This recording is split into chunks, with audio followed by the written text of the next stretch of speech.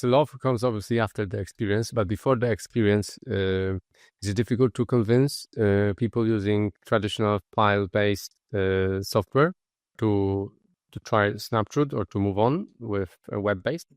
Actually, you will see that a lot of firms are opening up to trying new tools, especially for the early stage, because they realize that that's where their pitfalls are in terms of the business model. And they want to solve that problem. The only big gap is you need a certain level of maturity to actually say you can replace the existing file-based systems. Like the amount of depth of decades and decades of work which these tools have put in, you have to at least match that. So like you can almost do everything in one platform. Have you thought about this? Like I know obviously you guys are focused on the early stage, but why not go for like the whole suite? Yeah, that is what we are aggressively working towards. And as I said, like today we do the early and the schematic stage very well, but we will very soon start getting into the rest of the workflow. How about AI? How will that disrupt perhaps what you guys are doing, or like the future of the design software landscape? Yeah, this is where like some of the breakthroughs have happened in the recent. So we've been investing heavily on very small experimental projects, and I think now there are no more experiments. Are becoming core modules inside Snaptrude, which I said like by end of the year we'll have something. But just to give a flavor of what it is becoming is, as I said, like data is extremely important, right? As you keep designing, you want to see the data getting reflected. If I change this wall, how much is the cost getting affected? How is the embodied carbon? But what if the data actually enables collaboration a lot easily? What I mean over here is people use the data to take decisions. But what if instead of a person, you have a co-pilot who's looking at the data to take decisions? And that co-pilot could be an AI. I wanted to ask you a little bit more about these design stages. So right now it is the initial design stage. Where is the difficulty lying when you're thinking about tackling other further next design stages? The difficulty, I would say, so if you look at building the entire full stack, right, the most difficult piece is building the foundations. And you don't get bogged down by only focusing on like this narrow workflow and building the foundations only for that. And I think that is where our first 5 years have been instrumental. Where else? What else the future holds within your industry? I would particularly say in the design space. In the design space, cloud is the platform shift which we were all waiting for, which has arrived, I think. Like now it's nobody asked question that like whether design tools will be on the cloud or not. We are done with that question. I feel like AI is definitely one of the other pillars, which is a fundamental platform shift we are seeing. Nobody has yet done a very deep integration of what AI can enable for the AEC stack. Like I haven't seen fundamentally great examples yet. But I think in the next 5 years, it's going to change. What would be your advice, perhaps to yourself or to other people who are innovating in the design space, with the background of fast-changing technologies and AI particularly?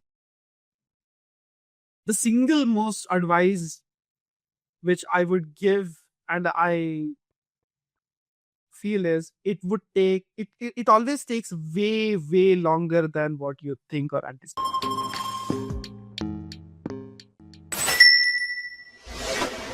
Hey everyone, and welcome to the Bricks and Bytes podcast, where we dive into construction and AEC technology. Before we get started though, if you're a startup founder or operator responsible for innovation in your company, or you want a deeper, more insightful look into technology in AEC, you won't want to miss our newsletter. From deep dives into particular technologies such as AI, robotics, design, software, and so on. Hot takes from investors betting big in AEC technology, and advice on building tech companies, including the stories and takeaways of the most successful AEC technology founders. Head over to www.bricks-bytes.com and sign up today to get this exclusive material straight to your inbox. And now for the episode. Hey everyone, this episode forms part of our series of exploring the future of design technologies in architecture, engineering, and construction. Our report, The Future of Design Software in AEC, reveals exclusive insights from 7 industry leaders who are disrupting how we design the buildings around us. From cloud-first systems to interoperability, AI, and browser-based tools, this is essential reading for anyone who is interested in the future of the design stack. To download the report, visit www.bricks-bytes.com/downloads. Now for the episode. Hey Altaf, welcome, welcome again. We spoke with you in London in studio. We had actually you and Shub from Fundamental in London studio in September, I think. And September? was it in September? That was last June. month, dude. Where was it? June? Your memory doesn't go back for like 11 days ago was September. That's okay. So we had you, we had you recently in the studio in London with Shub, and where we dive actually deep into Snaptrude. Today we want to touch on the future of design and construction and AEC space. So we got you back. So tell us a little bit what has changed actually since June, right? Since June, on the personal side, something amazing happened. So we just had our first newborn. Only 3 weeks ago. So that was a major change in life. This amazing news. I'm so happy for Thank you so much. Congratulations. Thank you so much. And on the business side, a lot of heads down on the product and working with our customers and getting to do all the things which make them successful. But on the product side, I think we have had a couple of very major breakthroughs, and it's looking very strong that by end of the year we'll ship these things. They're still under the covers, so to say. Very good. Okay. I guess you know what? In fact, I just want to say something because there's a danger that I would hijack the conversation asking you about how bad life is treating you and being a CEO, but screw it. How has it changed how you think, how you operate since having a newborn? Yeah, I think it does switch on something in your brain because like you never feel like that before you become a dad is what I think. I've become much more productive. So there's no room to procrastinate and sit on tasks. You either get it done or you don't get it done. So you become a little bit more ruthlessly prioritizing stuff. Yeah. Me and Martin have a bit of a running joke at the moment. You definitely don't have time to read a 360-page book to get one single message. Yeah, that's true. Put it in the chat GPT and ask it for us. Thank you. You're in my camp now. Well, but I think that those books are kind of relevant to a degree at some point for things to sink slightly deeper. Okay, so yeah, go. So I think I learned on your website that Snaptrude is the fastest collaborative 3D design tool for the construction industry that helps design more efficient and sustainable buildings 10 times faster from the web. So can you give folks a background of what Snaptrude is, and then we will go into the questions of the future. Absolutely. In very simple terms, Snaptrude is a modern take on how building design should be done. And we strongly feel the future of design is on the cloud or on the browser, as every other industry around us has moved to the cloud. AEC will also move, specifically design. And when you move to a cloud-first ecosystem, you do away with all the shackles which remain in a file-based ecosystem. And you can reimagine the entire workflows. First of all, which if you look at a description, collaboration. Because you move away from files, you're on a single cloud schema, which everybody is collaborating on, be it your architect, your engineer, your construction, GC, site engineer, everybody can refer to the same single source of truth. And that also enables you to connect all your data, which is, if I'm doing this design decision, if I say just move this wall from here to here, what are its implications on climate, on costing, on carbon, on square footage, on zoning laws? It takes a lot of effort to find these implications out in a disconnected world. But the moment it moved to a connected world, data follows your design in real time. And that's what you can actually enable when you marry these two things, which is connecting the data, connecting the people, as well as connecting the tools. That's something which we do very, very well in a very intuitive, beautiful user experience, which people desire and love working on. That's what Snaptrude is. Very good. And how do you fit within this broader ecosystem of existing software stack right now? Do you collaborate? Are you competition to them? And maybe you mentioned about the file-based software earlier. How does the industry operate and how you operate? We definitely collaborate with a lot of customers because, as I said, like our core thesis is connecting the tools as well, not just the people and the data. And people have been doing work, building buildings, designing buildings, constructing them over the last decades and decades. And these tools have been around for decades and they will be in operation for time to come. But how do you transition them from that ecosystem seamlessly into a cloud-first ecosystem? By working closely with these tools, building the bridges, and letting people take their work, even if it is for a small use case, for a partial use case, seamlessly, and then you can go back to whatever is comfortable to you. It's almost like if you go to a software company like say a bank and say, oh, let's replace your production database. As good as it sounds, it's scarily ambitious.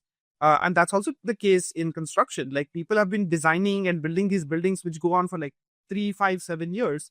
And in the middle of it, if you say, oh, let's give away this tool which you're using, let's move to a new one, hard to convince unless you add like significant value. And in spite of that, also people will have to mitigate the risk. And that's what building the bridges enables us to do. Very good. So I think that we want to just touch on some things that have come up in previous discussions with you and also with other people building in the design software space, and what some of the features of the future tools might look like, and perhaps perhaps more broadly what their landscape is. So you mentioned a few things. Number one was collaboration, and I suppose that ties in nicely to how Snaptrude is a web-based tool, as far as I understand. Data transfer and interoperability. Is that the word? I'm using that word too much recently. Anything else, Altaf? I think these are the 3 pillars which you feel: connecting the people, collaboration, connecting the data, so real-time feedback between the design and the data, which is needed, and connecting the tools, which is interoperability. Very good. So Snaptrude offers all of these features as far as I'm aware, as you just you mentioned earlier, yeah? Definitely. But the only thing is, it's a very, very horizontally large workflow going from design to construction. Do we do all of it today? Probably not. But we do the early stage, the concept and the early schematic phase of it reasonably well in terms of the depth. So that's the beauty of this industry. Like designing and getting a building constructed is a lot of effort with hundreds, if not thousands of people collaborating with multiple tools. Our goal and our vision is to do eventually the entire thing from early stage design to on-site construction. But today we do the concept and the schematic bit very, very well. And that's why building the bridges and connecting the tools is so important. Because even if you have all the capabilities, people don't want to do the entire thing in isolation in just one tool. Even though the incumbents have all of these offerings, people still use multiple different vendors, multiple different tools. And in a disconnected world, you're just adding to your angst. But what if we are doing this? Let's just do it in a connected way. Okay, so as far as I understand, and what you just mentioned there, to make sure I understand this correctly, is that Snaptrude is focusing on the earlier stage of the design process? Yes, concept and the schematic phase is what we do reasonably well today. But the key differentiator here is that someone can easily go from Snaptrude into the more technical design tools. Yes, very seamlessly without having to rework, where your billable hours get wasted. All of those pitfalls are avoided. Hey listeners, I want to take a quick break to remind you about the Bricks and Bytes newsletter. If you're interested in learning about the technology shaping the future of construction, you won't want to miss the valuable insights we share each week. To get this exclusive content delivered straight to your inbox, head over to www.bricks-bytes.com and sign up today. Link is in the show notes. Back to the show. Very good. How did you, or when you want to follow up or? No. Okay. So what was your thinking behind the early stage? Did you think about the workflow of a person who is a designer, that if they get addicted to a 10 times faster tool like Snaptrude, once you develop your software to the next stages of construction, then they will kind of naturally and gradually will move on, will stay in Snaptrude and get into the other parts of or stages of the design? Was it the thinking behind it, or not necessarily? Yeah, I have a very strong thesis around why early stage design, and this thesis is developed looking into hindsight. And I always say, like, people are genius looking in the past than looking into the future. So we landed with this. If you look at the business of AEC, of architects, I kind of have this mental picture of dividing it into 4 parts. First is you try and win a project, pursuit phase. Once you land the project, then you do the design, which is the value creation phase. Then you do the documentation and coordination with everyone to do the value capture phase. And then you go into construction, where you just help out to get it built. The first 2 phases, where you're trying to win a project and where you're actually trying to design, is where, interestingly, the unit economics of architectural firms looks very bad. So if they commit to doing this project in 100 hours, they actually overdo it and spend 150 hours because they just want to impress. If they're trying to win a project, they'll do everything they can to win a project. If they're in the design phase, they go through multiple options. Say, this option, let's go and present so many iterations. The owner comes back with a response. So you're actually overworking and destroying your unit economics. What if this value prop of saving you on your billable hours holds true with a 10x better design solution? If you can help them get 10x faster, they'll actually be able to do more work or do the same work in a more profitable way. And that thesis, I think, in hindsight, is holding very, very true for us. Mm-hmm. Yeah, because they will always be coming back to you as a faster, better tool. Exactly. Okay. How is it difficult to handle the transition from the conceptual stage of design into more advanced tools? Tools which are designed for different stages of the design, or is it very seamless way? In fact, Snaptrude today, it is fairly seamless. Mm-hmm. The interesting bit is, because of the interoperability, you can actually transition one way from Snaptrude as you're into late schematic into Revit. But the interesting bit is the interoperability is both ways. So you can actually import in your previous Revit files or like other files, and we will help you use those materials, your components, your assemblies into your new design. And that automation will make sure you're always compatible with your detailed representation. In very simple terms, if I have to explain to you, it's like level of detail, right? Like at early stages, you're in less level of detail. As you go into detail stages, you go into more levels of detail. It's like zooming in.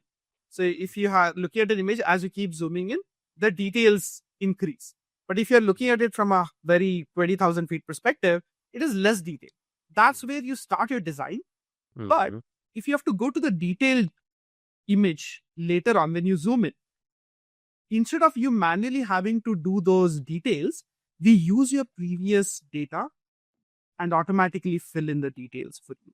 At least at the schematic stage, not yet at the DD level, but the schematic stage, we automatically do it. So you are using the same representation, which is industry standard, which you have done in your previous projects. And then when you go to Revit, it's seamlessly transitioned because you're using the same content which you have done, which you have used in previous projects. Mm-hmm. Okay. Altaf, back onto the 3 key things: data, people, tools. On the data piece, why is this significant? And the reason I ask is because recently we have been doing some work with Speckle and speaking to them guys, and we kind of understand that currently, if you're authoring on the incumbent software, then your data is locked into that file. Does that happen with Snaptrude? No, this is something which we are taking a very strong stance to be as connected as possible. So whatever you create in Snaptrude, of course, it goes into Revit, but also we have an IFC export. We do export to PDF, CADs. We do import. We want to build something and with like the right intentions to be as connected as possible so people don't feel locked in. And if Snaptrude, say, does one job out of the 10,000 things you do from design to construction, and if people want to see value in just that one thing, please just use us for that one thing and go off and do rest of the 999 things in other software. Yes. But because of the data piece you mentioned, they do have the option to do that, as opposed to incumbent software where people would be locked into that provider. Exactly. Is that correct? We just want people to be locked in because they love using the product, not because they're locked in due to file restrictions. Why do they love using the product? Why do they love using the product? Yes. Because the value, like if I'm actually saving time on my job, if I really love the user experience, and if I am connected in an ecosystem where the work is getting much quickly and easily and efficiently delivered, I'll stick to this. Why do I have to use another tool? So we will compete on the quality of the product than just a lock-in system. So love comes obviously after the experience, but before the experience, is it difficult to convince people using traditional file-based software to try Snaptrude or to move on with web-based? Actually, you will see that a lot of firms are opening up to trying new tools, especially for the early stage, because they realize that that's where their pitfalls are in terms of the business model. And they want to solve that problem. The only big gap is you need a certain level of maturity to actually say you can replace the existing file-based systems. Like the amount of depth of decades and decades of work which these tools have put in, you have to at least match that. So a very simple example, if people come and pitch Excel alternatives for certain workflows all day in construction or any other industry, everybody says like, we are doing it in spreadsheet, here's a better way to do it, we have built the SaaS tool. But people always have a natural inclination to go back to Excel and spreadsheet is because it's so intuitive, everybody knows it, and you can rely on it 24 hours a day, 7 days a week. When I'm moving to a new tool, while the value seems 2x better, but can I rely on it consistently? This behavior change fear is actually justified. And if you can actually prove that you are as reliable and have the maturity and the depth, people are willing to deploy you left, right, and center today. And that's what we have started seeing with Snaptrude, with the firms which we are working with. Okay. I'll get to this one later, but so someone we spoke to recently said that they see the tools will, or they want to see the tools consolidate. So like you can almost do everything in one platform. Have you thought about this? Like I know obviously you guys are focused on the early stage, but why not go for like the whole suite? Yeah, that is what we are aggressively working towards. And as I said, like today we do the early and the schematic stage very well, but we will very soon start getting into the rest of the workflows. We have launched our early documentation tools in October, and we are getting into the DD side early next year. And our vision when Snaptrude gets into a perspective of being used through the journey is to be the single source of truth, where work from an architect to a construction person on the site all happens within the Snaptrude ecosystem. Very good. How about AI? How will that disrupt perhaps what you guys are doing, or like the future of the design software landscape? Yeah, this is where like some of the breakthroughs have happened in the recent. So we've been investing heavily on very small experimental projects, and I think now there are no more experiments, are becoming core modules inside Snaptrude, which I said like by end of the year we'll have something. But just to give a flavor of what it is becoming is, as I said, like data is extremely important, right? As you keep designing, you want to see the data getting reflected. If I change this wall, how much is the cost getting affected? How is the embodied carbon? But what if the data actually enables collaboration a lot easily. What I mean over here is people use the data to take decisions. But what if instead of a person, you have a co-pilot who's looking at the data to take decisions? And that co-pilot could be an AI. And that's Right. something you are working on now? Yes. Mm-hmm. Is that secret information? It is kind of, but like you'll have something to show by end of the year. Yeah. Okay, I think maybe we would have released before that. It will be closer to the end of the year. Put it that way. This release, so hopefully it won't ruin your trade secrets. I'm curious. There's nothing trade secret. It's just we just wanted to be ready before we. It's so simple anyway, yeah. I wanted to ask you a little bit more about this design stages. So right now it is the initial design stage. Where is the difficulty lying when you're thinking about tackling other further next design stages? The difficulty, I would say, so if you look at building the entire full stack, right, the most difficult piece is building the foundations. And you don't get bogged down by only focusing on like this narrow workflow and building the foundations only for that. And I think that is where our first 5 years have been instrumental. When we were in stealth, we built a very horizontal foundation of the product, which involved three things. One is, you see, as I said, files are moving to cloud, and cloud means you need to have a data representation. And if you do that well and you keep it universal, you'll be able to go from early stage design to construction. And that's something which we were very thoughtful about. And when you have a database or a data schema, you need the ability to edit it, author it, change it, manipulate it. So you need a geometry engine to actually make changes to it, geometry and a parametric engine. That was another foundation which we built. And we built it such a way that you can handle all level of complexity. And then there was the ability to interoperate with existing tools so you don't miss out on any data. So these three pillars is where our 5 years spent. And on the application layer, so when the foundation are there, you can build the application. The application is where we are building the early stage bit. Then you'll build the schematic space. Then you'll build the design development phase. So right now it's more about building the user experiences and just building the interactions and the workflows as to how people actually do the work in those environments. So as like the hardest part of the job is actually done. It's now just working with customer, taking their feedback and just filling out the workflows. So the way you see it, are you going to move to the next stages of design in one day, or you see it being like we have like few new features for the construction stage, and then keep adding the features, or that will be like a 1 day or I don't know 1 week that you will suddenly have, okay, we also do now construction, design for construction? No, it's going to be gradual. And that's the advantage of being on the browser, right? You can keep shipping one small release every day. And like we have had 26 releases so far till September, just in this year, which is almost like one a week. So every That's week crazy. you're shipping a new capability.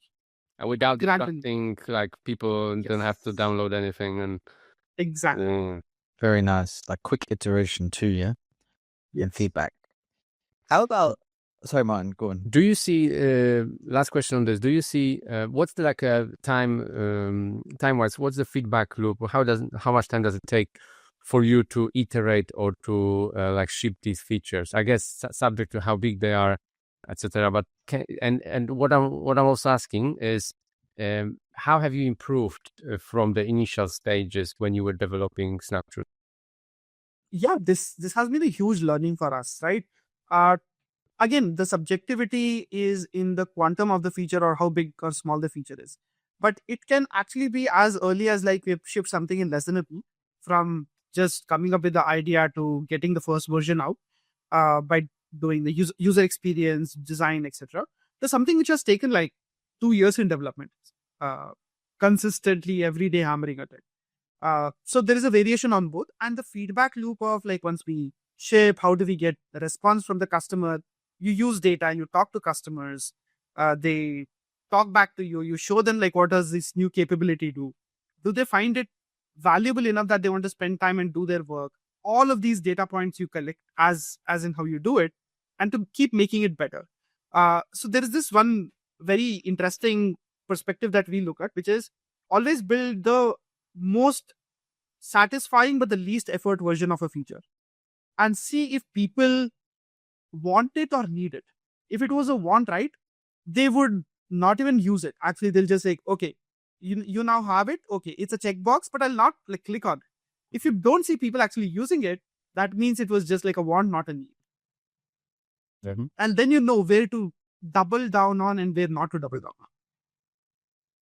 Yes, I guess tracking, because of its cloud, tracking what people use is much easier as well than a hard drive. And also just talking to customers, the best thing about this industry is people are very, very helpful in telling you what is right and what needs to be worked upon. Mm-hmm. All right. Speaking, Owen, do you want to jump in? I do. I want to go to the debate because we've been having it and get different and split opinion on this and split industry opinion, and always causes a debate on LinkedIn. 3D v 2D. I think they are not disconnected. At the end of the day, the 2D drawings come from cutting down the 3D models. And the biggest advantage of doing 3D modeling is you can cut and get any 2D profiles in numerous iterations in an automated manner. I think 2D is a very good way to look at things because it's less cluttered, less easier to understand. But 3D is the way to do modeling. So you don't have to spend another multitude of hours in getting your 2D representation. Okay. So as a founder of design software, why would you go against developing in 2D only? Thinking about the future. Is there anything there? The only reason why I feel just going 2D only might be harder in this world is because, fortunately, unfortunately, if you only go in 2D, right, you would have to do a lot of work to create multiple 2D representation. And with Revit, the most transformational thing which Revit did back in the day was, if you have to make a change, you don't have to go and edit 20 of your 2D sheets. You just edit in 3D in one view. All the 2D views get updated. So you're reducing all that manual labor. Going back to actually again maintaining 20 different 2D sheets is not what the industry would appreciate. That's why just building in 2D only today is almost going to be very hard, if not next to impossible, for professionals, I would say. That's why you have to take the 3D perspective, and the 2D will always come as a representation of that, but also enable easier, better UX in editing, both in 2D as well as in 3D. So let people choose in the moment, how do they want to work and how do they want to present. Yeah. Anything else on this, Mine? And now I wanted to ask a future-related question, actually. Can I? I was going to go on to how Snaptrude fits into the landscape of other design tools that are emerging in the space. Oh, that's a good question. So in the marketplace today, right, I think it's still very nascent, all the design tools which are emerging out. So we don't actually come across in the marketplace any of the new design tools. People are still just on the legacy players. And that's where you have to work towards, integrate with, or replace sometimes. Okay. The new startups, I think, are still maturing out the product. And I said, the bar of maturity to be adopted in this industry is very, very high. Because they're used to tools like Excel, which have been built over 20, 30 years, certain level of maturity, certain level of features. Unless you actually get to beating those, while also doing things 10x better in some other areas, you will really not have to adoption. And we have not yet seen it in the marketplace with the customers whom we are working with. What about the competition? How are you scared of competition? I think there's nothing to be scared of. I would say it's good for the ecosystem generally that there's so much attention being created on this problem. These tools have not really innovated, as I said, in the last 20, 30 years, right? There is a huge attention being drawn towards software stack, early stage, detailed design. And there are multiple shots at the goal. I would think of it that way, which would mean in the next 10 years, one or a few of us will succeed in actually changing the industry for the good. It would again be the same old incumbents will win. There is a real shot that one or some of us can actually change the industry for good. Mm-hmm. Oh, and I told you I need to use these words to catch a good shorts. Hey, Altaf, what is Snaptrude? I'm sure we discussed this previously, but I couldn't quite remember, and it just came to me. What's what we found as well, speaking with some of the other companies in this space, is they have like a specific growth strategy, whether that be like community-led growth, content-led growth, something product-led growth, etc. What's Snaptrude's? Snaptrude today, so when we were in our early beta program and the alpha program, we were like, no questions asked, you can just sign up and start using, and we would talk to them and get a lot of feedback. But in the last good amount of time, we have become very much like sales driven, top down, talking to people, qualifying them, and seeing what their use case and actually enabling them to succeed. But we strongly feel product led growth is a hugely important lever of go to market. And we are consistently investing in building the foundations for it. Again, like sometime next year is what you'll see that we will again have open to use free, maybe a free version of the product where people can just like sign up and start using us. As I said, like that one thing instead of all the 1,000 things. And if you like that one thing, you'll stick around to use us for like maybe 100 more things out of those 1,000 things which you have to do. And how many staff have you got right now, and how are you split into like sales, product, and operations? Right now we are about 81 people. That's the size of the team. Mostly is engineering and product. And on the go-to-market side, we have got both including marketing and sales about 10 people. And as I said, like mostly rest is engineering product with like 3-4 people on the ops side. And tackling US mainly, or other places on the planet? No, we are mostly focused on the US market right now. A little bit of spillover. We do accept inbound conversations from UK, Europe, as well a little bit. Mm-hmm. And why is the US place to go? Mm-hmm. The main reason being, I think the ability to adapt new technology and the appetite for having better productivity and workflows is here, both in terms of the attitude as well as the size of the market. That's one of the main reasons why US is of prime importance to us.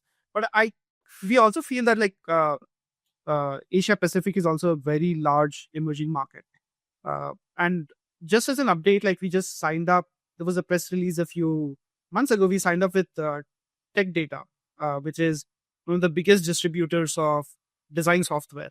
In fact, like they were the biggest distributor of Autodesk globally. So they've signed up Snaptrude, and they are going to help us launch in Asia Pacific early next year. Mm-hmm. And also, I think these companies in the north hemisphere, they are also present in other places. So there might be actually natural way of transferring Snaptrude into other geographies. Yeah. Altaf, I think when we last spoke, you were just coming off the back of a Series A fund, led by Axel, right? Fundamental. And Fundamental, yeah. So, I don't know if we ever covered this previously, but why did you pick them two as investors? Fundamental, just I think in the conversation also in the previously discussed, like I've been keeping in touch with Shuk consistently. And I think when the time was right that the seed round was coming together, we had a really good in-depth conversation. We knew what fundamentals stand for, what are the thesis, what does Shuk believe in. So that was a very easy conversation. And on the Axel front, I would say we just got lucky with Axel. I was literally doing academic research, did not opt for continuing to do academic research instead of building plugins.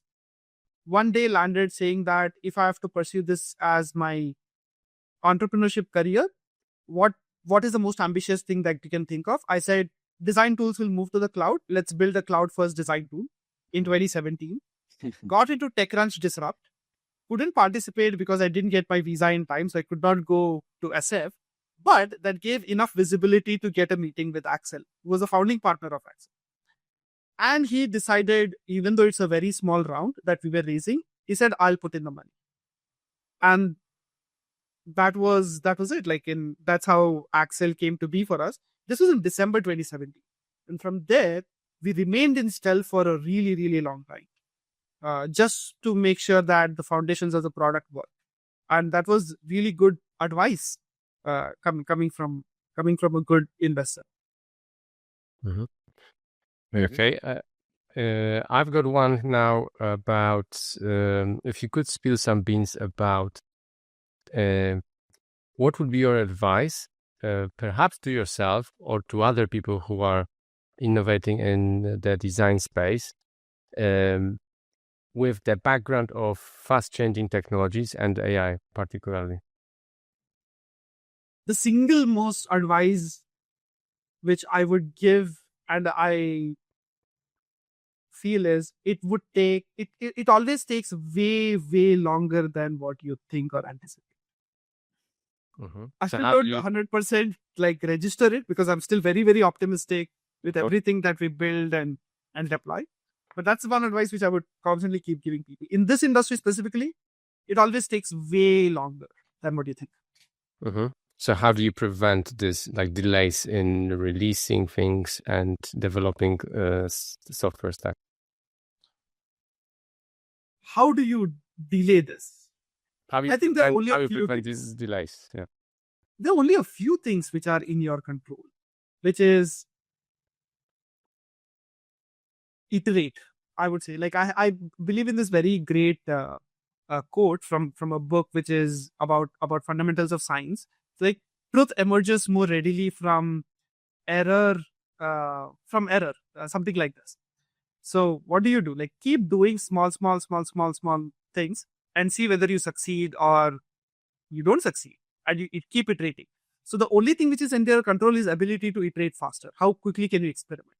Another analogy which I also gave in your podcast last time was the blind mountaineer. While you have your vision set towards climbing the Mount Everest, how do you make progress? By taking one step at a time. If you take a step, you'll know, are you going up or down? If you're going down, correct. Find the next. Put the next foot in. Whether it's going up, keep following that path. Mm-hmm. Okay, so we know that the future is in the cloud. Okay, within the design tech stack. Where else? What else the future holds within your industry? I would particularly in the design space. In the design space, cloud is the platform shift which we were all waiting for, which has arrived. I think now it's nobody asked questions that whether design tools will be on the cloud or not. We are done with that question. I feel AI is definitely one of the other pillars, which is a fundamental platform shift we are seeing.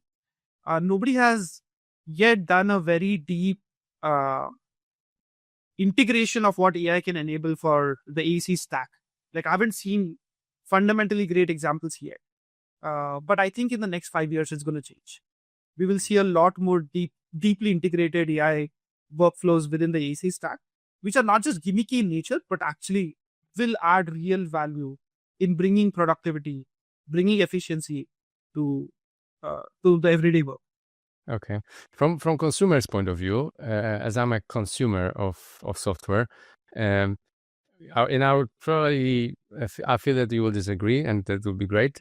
I feel 5 years from now, people will be speaking to a software, and the software will be designing as they speak. Why this is not going to happen? You said 5 years 1 year ago. 4 years from now. So my take with AI is, as you said, you will talk to a software and it will do the work for you, right? The AI in a form today is an answering machine. So it's your ability to ask the right questions. So that's where human in the loop is so critically important. Mm-hmm. And doing the work is actually not where most of the value is created. Manually doing mouse clicks and moving the walls is not where the value is created. The value is created in choosing what type of wall to put there, what should be its dimensions, etc. So if software or AI takes away that mundane bit, you'll actually do more productive work, which is like, how do I design this better so that this wall adds value for people living there, using this space, etc., right? So I would say for people who are below average or just starting in their career, it'll actually give them a productivity boost because they'll get more time to think more deeply about the problems and ask the right questions, spend time in reading, drawing knowledge, because AI and all, at the end of the day, if it gives you a response, you have to still read the response and grasp the knowledge, use your wisdom and interpret it, right?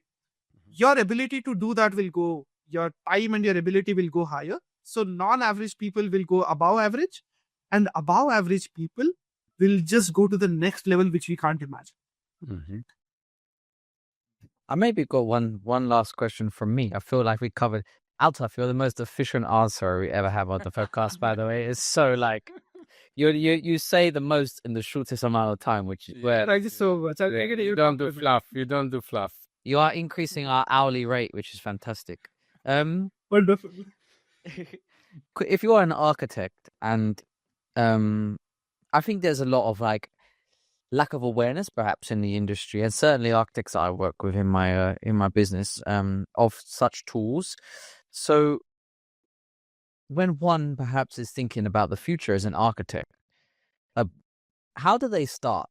Like where do they go? Like how do they start if they're like, I know I need to adopt new tools?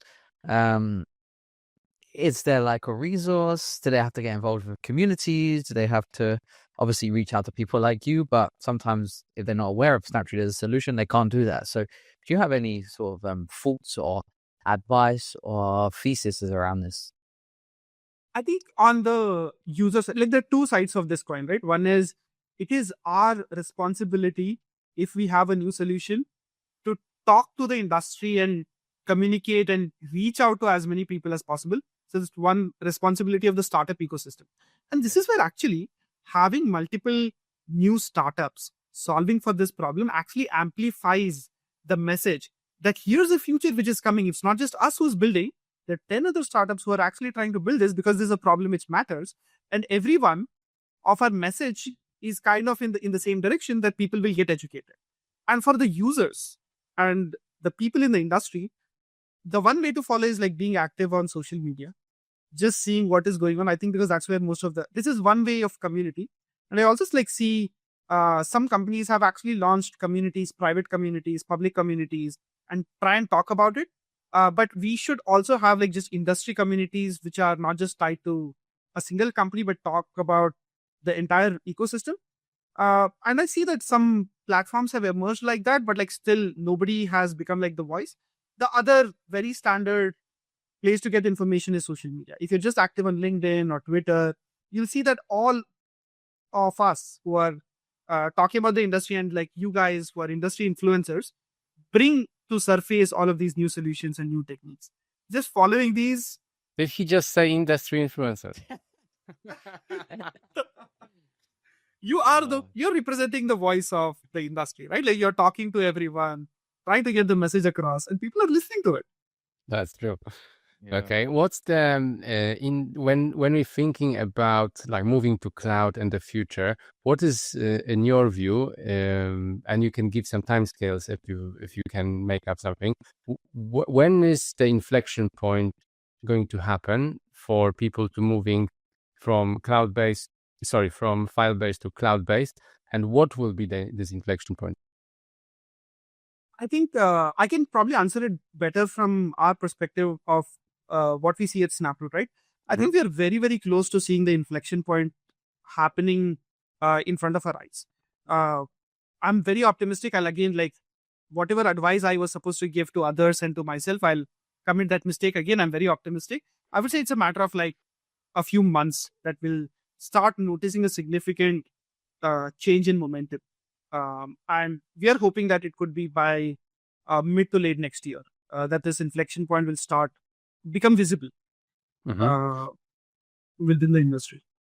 Okay, when you're speaking on your team or as you're speaking to the clients, what are your architect clients interested in terms of ROI and how they are seeing ROI? Basically, I don't want to spend my valuable billable hours doing unproductive things. Do you think this will be changing, or that will be the priority? This is, I think, the priority for the, because as I said, like architecture is a billable by the hour profession, and I don't want to be spending it on things which are not productive and or correcting mistakes. And another thing which everybody hates is value engineering in the ecosystem. How do we actually make these as productive as possible? And also, like, you have to think, architects or anybody in the AEC ecosystem does not think so much about software. Like, some people are definitely fans of certain software and all, but at the end of it, it's a means to get a job done. My job is to actually deliver this building. My job is to actually nail this presentation to my owner to convince him why this is a better option than that. So design tools are actually the background. So they wanted to actually become the background and change into or leapfrog into a time space where the new norm is very efficient workflows. You're actually able to get to your client presentation from a brief in a matter of 1 day instead of 3 weeks. Mm-hmm. Okay, there is like a big push on the sustainability in the Western world. How is the design going to be interacted, and what solutions the design stack proposes right now to help mitigate the or to help enhance sustainability within the design? I think the core, like, sustainability is an extremely important data point for us to focus on as an industry, because construction is known to be one of the biggest contributors to the CO2 emissions. I think second most, if I'm not wrong, quoting some statistic over here. And the only way to solve it is by measuring it and acting on the measurement, like taking design decisions to correct it proactively to make it more sustainable, not retrospectively. Because retrospectively, it's very hard to make changes because you would have to have the burden of all the work that has gone into putting this design together, right? In very simple terms, there is a very simple diagram. If you Google search, this McLeamy diagram of design to construction. It says at early stages, your ability to control your important parameters is very, very high. And the cost of controlling that is very, very low. Because you're still, as I said, zoomed out version of the image. So you can just do broad strokes of, like, if you're like drawing the image, you can use a very rough brush and do whatever drawing. Like, it's very easy to erase it and make changes. But as you get into the details, it's very, very harder to make those changes at macro level. And those sustainability impact will be in like decimal points, whereas at early stages would be in like proper 2, 3%, 5%, 10% impact can be drawn. And this can only be solved by using your data very, very well. So if I'm making this design change, as like I always give this example of moving a wall, right? What if I decide, instead of moving this wall at later stages to impact sustainability, what if I don't even build 30 hotel rooms in this space? Like, what if we just reduce the count by 30? Or what if we don't do this extensive reception? My ability to use a material, etc., will go down significantly and I'll have a much bigger impact. So measuring earlier the impact will help people take the right decisions, and taking the right decisions would lead you to better outcomes as early as possible. And this is where, as I said, like the co-pilot thing is such a breakthrough. Mm-hmm. What if the data measurement and taking the decision maybe is automated? Mm-hmm. Yeah, so you have someone who you can quote unquote talk to.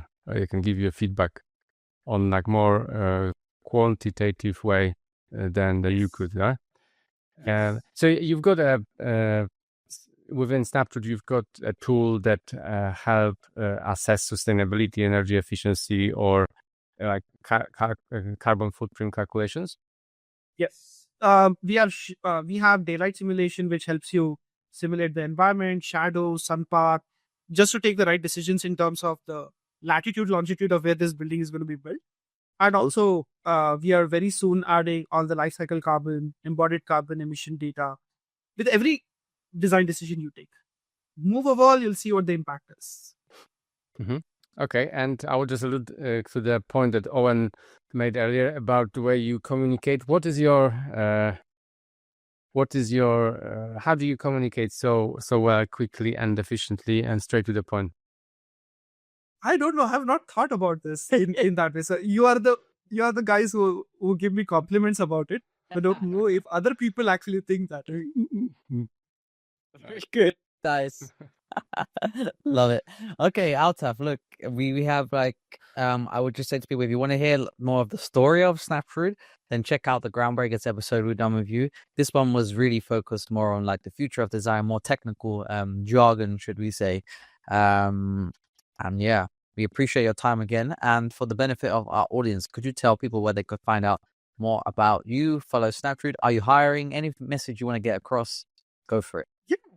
So you can find more about what we are doing by just going to snaptrude.com. And I'm very active or reasonably active on LinkedIn. So you can just connect with me and happy to connect over DMs or comments or posts, however you would want to do it. And we're definitely expanding our team. So please do go to our careers page on our website to see if there's any role that would fit in. And yeah, get in touch. Okay. Very nice. Thank you, Altaf. Thank you, Altaf. Thank you so much.